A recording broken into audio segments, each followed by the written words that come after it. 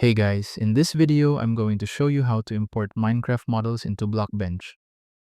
Importing Minecraft models lets you edit or customize existing assets.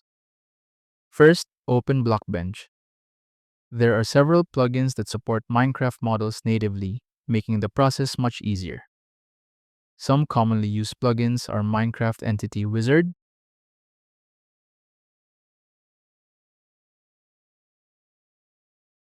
Minecraft Block Wizard,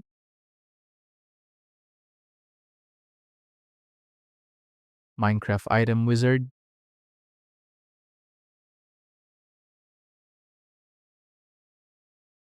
and CEM Template Loader. Install the plugin that matches the type of Minecraft model you want to work with.